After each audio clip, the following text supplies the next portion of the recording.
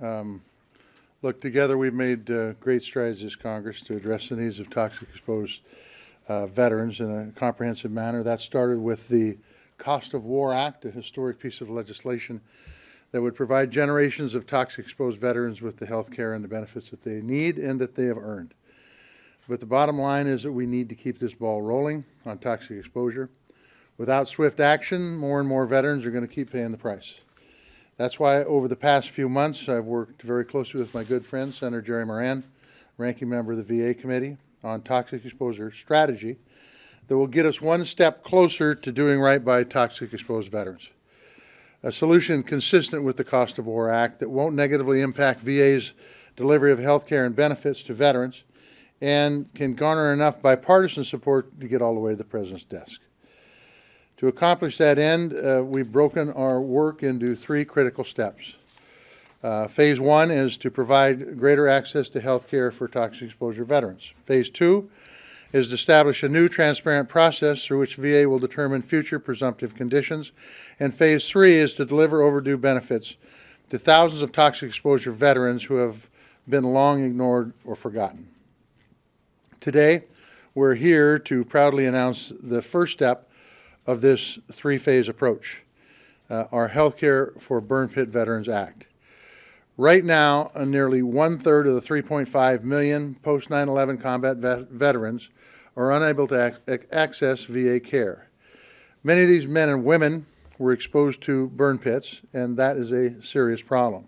Some of these men and women may have assumed they would never need VA health care, but are now battling late emerging health care challenges, often a byproduct of toxic exposure. Some may have missed their window of VA eligibility, and some may have simply assumed that they were never eligible. But as more and more veterans report alarming rates of toxic exposure-related illnesses, one thing is abundantly clear. Without action, post-9/11 veterans will suffer as Vietnam veterans have. And every year, more toxic exposure veterans will pay the ultimate price while waiting for the treatment that they need. That's why this bill is so critical. It will offer access to life-saving VA care for every post-9/11 combat veteran impacted by toxic exposure. It will also bolster VA's ability to link toxic exposure conditions to military service and strengthen federal research on toxic exposure that will support our past and future generations of veterans. We're proud of this bill because it has garnered strong support from many veteran service organizations, including Disabled American Veterans, the Veterans of Foreign Wars, Wounded Warrior Project, Iraq and Afghanistan Veterans of America, the American Legion, and there will be more that come to the table. So this is a great start, but this is only our first step. Since the day I became chairman of the Veterans Affairs Committee, my top priority has been addressing toxic exposure in a comprehensive way. And I'll remain committed to that priority until we get that job done, and done right for the folks who have earned it. In the coming weeks, we will continue to roll out additional bipartisan announcements on the creation of a new presumptive process at the VA and the delivery of long overdue benefits to millions of toxic exposure veterans across this country. In the meantime, we are seizing on immediate opportunity to advance legislation that will connect a generation of burn pit veterans with the care that they need, care that they can't wait for any longer. With that, I'll turn it over to Senator Jerry Moran. Mr. Chairman, thank you very much. Thank you for the opportunity to visit with all of you this morning. There are approximately 3.5 million post-9/11 combat veterans who have experienced some level of exposure to burn pits during their service. Many of these veterans could be living with undiagnosed illness linked to military toxic exposures, or they're already experiencing the illness due to that exposure. In my day as chairing the Veterans Committee, when Senator Tester was the ranking member, we worked together on a significant challenge that veterans were facing and continue to face, mental health issues and suicide prevention.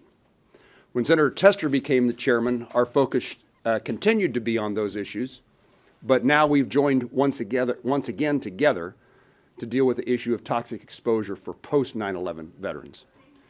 The legislation that Senator Tester just described that we're announcing today will be considered by the Senate Committee on Veterans Affairs tomorrow.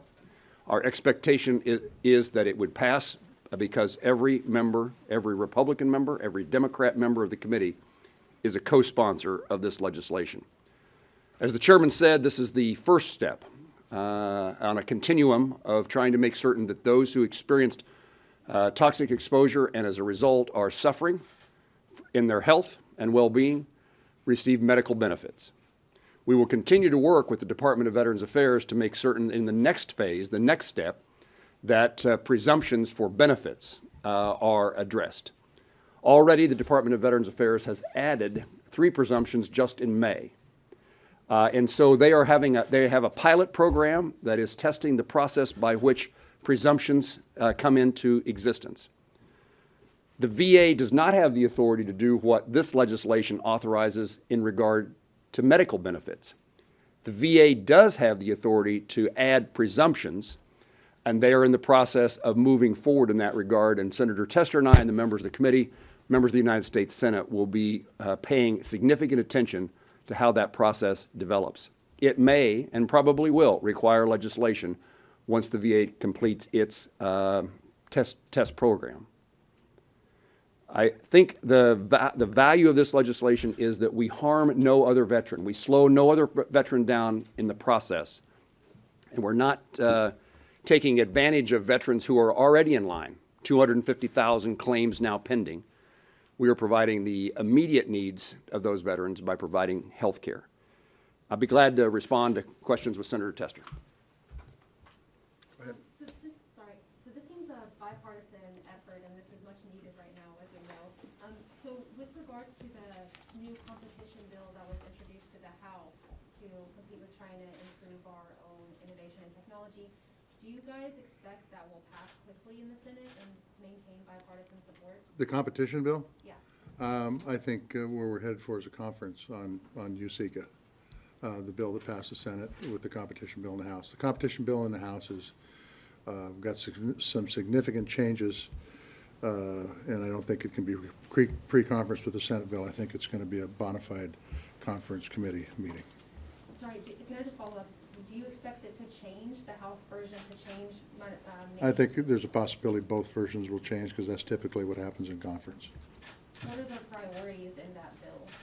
From your perspective? I would tell you that we would rather stick with the VA stuff, but I can talk with you offline. Jerry probably can too on what the priorities of that bill are for me. It may be different. We may have different priorities, but the bottom line is I think the Senate passed a darn good bill, bipartisan bill, and the USICA bill that passed, and I'd like to keep the vast majority of it myself. I wanted to follow up on something you said, Senator Moran, about presumption being the next step. Why isn't that the step right now? What's happening in the House and set to likely pass next week is a different bill that includes presumption. It's comprehensive. Why not bring that together and conference that in the Senate? Two points there. One, the Department of Veterans Affairs has the authority, legal authority, to deal with presumptions, and they are in the process of doing so. They have in the past, and they have most recently as of May. They have a pilot program to determine how best to utilize the authorities they have in regard to presumptions. But here's the issue that I think stands out to me and perhaps to many others is that presumptions with a 250,000 case backlog, the VA is hiring 2,000 new employees.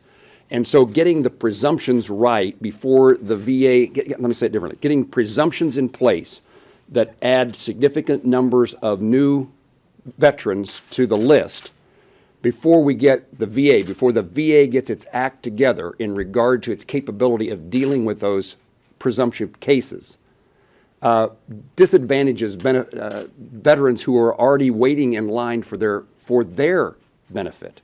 And so we want to make sure we do this right in a way that the VA has the capability of caring for every veteran and not disadvantage any other veteran in the process of the VA doing so.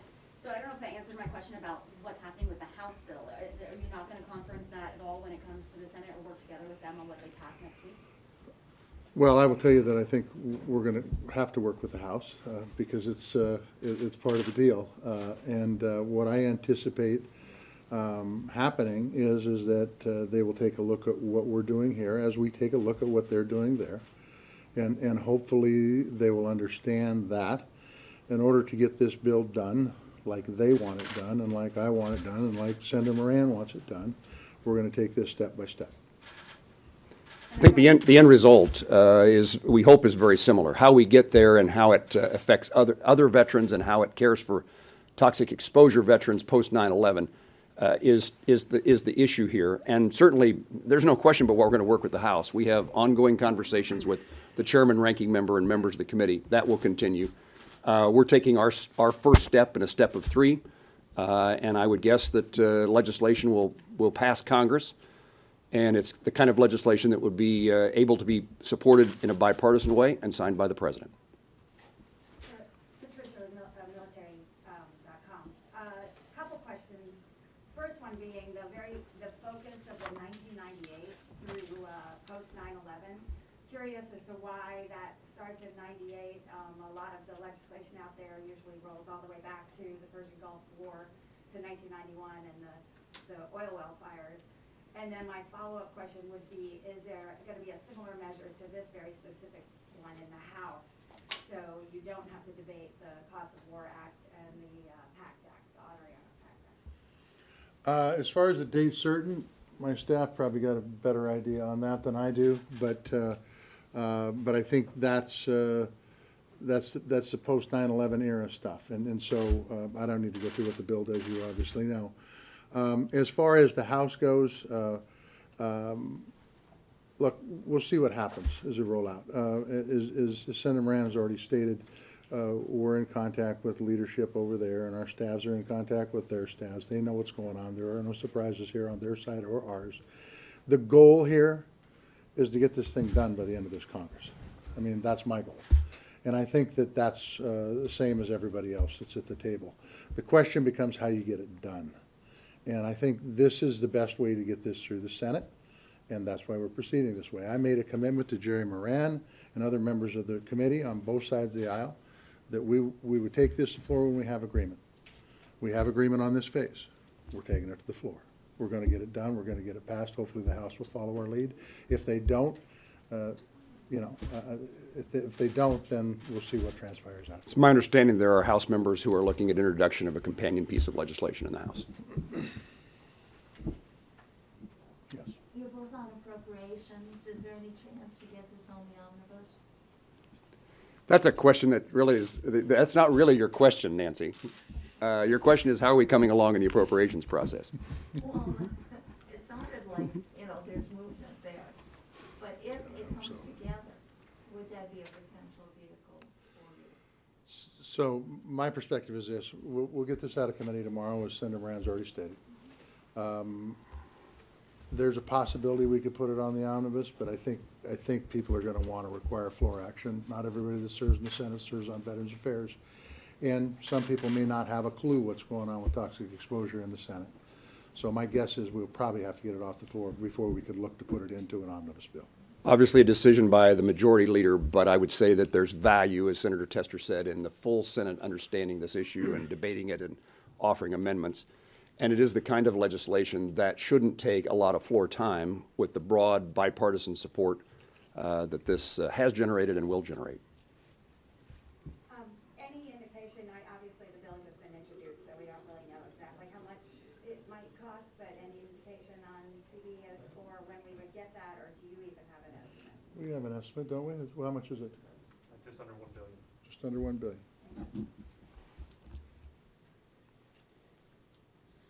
Anything else? Thank you, Senator Moran. Thank you all very much. Senator Tester and I have worked well, and he's certainly lived up to his commitment that we do this step by step in a way that garners broad support for the benefit of veterans who served our nation.